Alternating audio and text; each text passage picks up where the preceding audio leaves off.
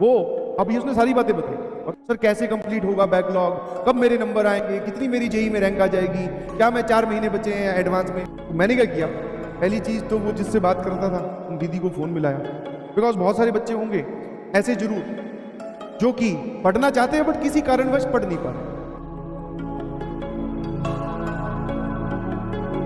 कल जब मैं वहां था कालू सराय, तो वहां पे एक बच्चे से मेरी मुलाकात हुई, थोड़ा परेशान था, मेरे ख्याल से ऐसी आपके साथ भी बहुत हो रही होगी चीजें, ठीक है, इस सवाल के जवाब पे आने से पहले। तो उसने मुझे बोला कि सर मैं चाह कर भी पढ़ाई नहीं कर पा रहा हूँ। उसने मुझे ये बोला कि सर मैं चाह कर भी पढ़ाई नहीं कर पा रहा हूँ, और उसने अपनी क्लियर पिक्चर मुझे बताई सारी चीजें कि इंस्टाग्राम यूज करता हूँ, फेसबुक भी यूज करता हूँ, एक लड़की है जिससे मैं बातें करता हूँ, वो अभी उसने सारी बातें बताई। और बोले पेरेंट्स को भी बेवकूफ बना सकता हूँ, बनाता भी हूँ अच्छे से, कोचिंग चला जाता हूँ और फिर यहाँ आके बस नोट्स लिख लेता हूँ, टीचर्स को देख लेता हूँ, डाउट नहीं पूछता हूँ। सारी बातें उसने एकदम डिटेल में बताई, जो कि एक बच्चा जनरली नहीं बताता है टीचर्स को, ठीक है। वो किसी ना किसी एक बात को बोलते ना फॉर्मुलेटिव या फिर डेकोरेटिव बना के पेश करता है कि मैं तो कर रहा हूँ बट मेरे तो नंबर नहीं आ रहे। तो उसने सारी चीजें एकदम बताई, सारी सारी, इतनी एक्सपेक्टेड भी नहीं थी कि इतनी बताओ, बट सारी बताई। तो मैंने कहा चाहता क्या है? बोले सर मैं पढ़ना चाहता हूँ बट पढ़ नहीं पा रहा हूँ, स्टडी टेबल पे बैठता हूँ बट मोबाइल यूज करने लगता हूँ, दिमाग कहीं और रहता है, ठीक है। बोले अच्छा। फिर मैंने कहा मेरे से क्या एक्सपेक्ट कर रहा है? बोले सर इस समस्या से बाहर निकाल लीजिए प्लीज, कुछ भी करके। जो बेसिक इंटेंशन है मेरी वो ये है कि मुझे आईआईटीएन बनना है या फिर मुझे पढ़ाई करनी है। ये वाले जो जिस चक्रव्यूह में मैं फंस चुका हूं, मैं इसमें नहीं रहना चाहता हूं। मैंने कहा बहुत बढ़िया, कम से कम बेसिक इंटेंशन तो प्योर है, समझ में।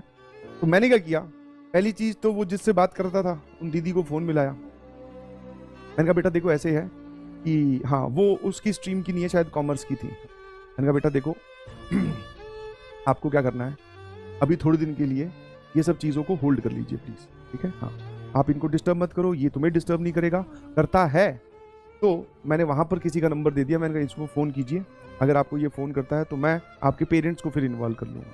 तो एक डर वो। दूसरा इंस्टाग्राम फेसबुक जो थे, बोले सर मैं तो डिलीट कर नहीं पा रहा हूँ, ठीक है, मैं तो डिलीट कर नहीं पा रहा हूँ, आप डिलीट कर दो। तो फेसबुक तो शायद डिलीट हो जाता है, इंस्टाग्राम डीएक्टिवेट होता है, तो मैंने वो डीएक्टिवेट कर दिया, पासवर्ड बदल दिया।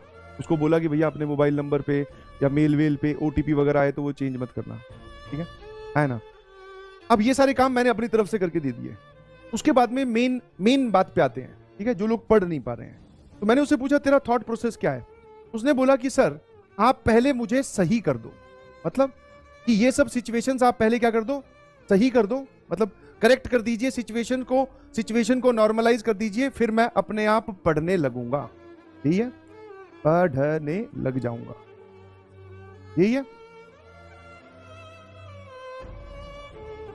ऐसे ही लिखते हैं आई बिलीव। उसने बोला कि आप मुझे सही कर दो, मतलब ये सब जिंदगी से मेरे थॉट प्रोसेस हटा दो, और उसके बाद में मैं पढ़ने लग जाऊंगा। मैंने कहा बहुत बढ़िया। ये एरो इस तरफ जा रहा था। अब आपको जानकर मैथमेटिकल लैंग्वेज में बहुत ही अच्छा लगेगा, दिस इज DNE। ये सिचुएशन एग्जिस्ट ही नहीं करती। DNE का मतलब समझते हो ना, डज नॉट एग्जिस्ट, ऐसा कुछ होता ही नहीं है जी।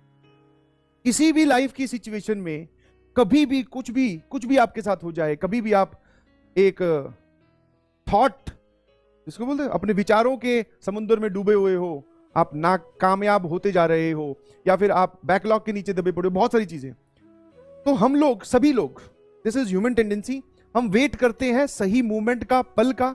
पहले सिचुएशन सारी सही हो जाए, एक सुनहरी सुबह हो, ठीक है, खिड़की के बाहर चिड़ियां चहचहा रही हो, हम टाइम पे उठें, अच्छे से हम नाश्ता करें, बॉडी हमारी 100% एफिशिएंट हो, फिर हम पढ़ने लगें। ऐसी सुबह की हम सभी लोग इंतजार करते हैं। जबकि इस तरफ वाला ये जो एरो है ये एग्जिस्ट ही नहीं करता, ठीक है। यही बात जिसको समझ में आ गई वो जीत गया जंग। कौन से वाला एरो एग्जिस्ट करता है सर? इस साइड वाला। बहुत बार बोला गया है कि आप पढ़ने लग जाओ, चीजें अपने आप सही हो जाएंगी। आप पढ़ने, this exist, this is difficult but exist, but यही एग्जिस्ट करता है, समझ में आया? बहुत सारे सवाल उसने मेरे सामने रख दिए। सर कैसे कंप्लीट होगा बैकलॉग, कब मेरे नंबर आएंगे, कितनी मेरी जेई में रैंक आ जाएगी, क्या मैं 4 महीने बचे हैं एडवांस में या 4.5 महीने बचे हैं, क्या मैं कर पाऊंगा?